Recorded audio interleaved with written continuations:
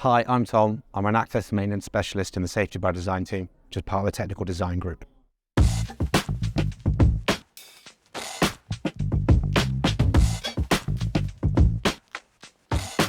I've worked at Foster's for about 2.5 years now. It's a very niche speciality, and it wasn't something I ever looked to go into directly, but there was an opportunity to work for a multidisciplinary engineering company to work in this specialty. When I went to the interview, I didn't really know what it was, but as soon as I read up on it and got the job, I found myself thriving in that environment. So the technical design group includes many disciplines, primarily the technical design team, the fire team, specifications, the safety by design, inclusive design, and my own team, access and maintenance. We're involved at concept level, competition submittals, all the way through to handover. My primary role is to try and advise the studios on access and maintenance capabilities for their buildings. The idea is to try and integrate systems as well as possible into the design of the building so that aesthetically we have the smallest possible impact, whilst providing the safest means of access for the guys who will actually end up doing the job. When we talk about access and maintenance, we look beyond just the facade of the building.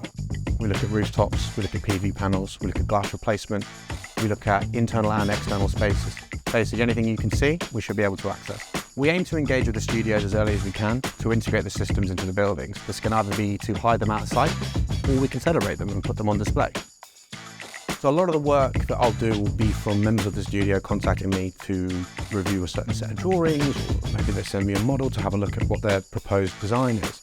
I think some of the hardest things is to try and ensure that the systems proposed are the safest ones available. Basically, everyone doesn't like me because I keep telling their building they need to change things.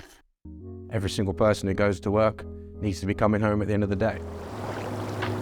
I was actually born in the Middle East. I was born in Bahrain, and then my family moved to South Africa for a few years. And then I moved to the UK when I was 6 or 7 years old.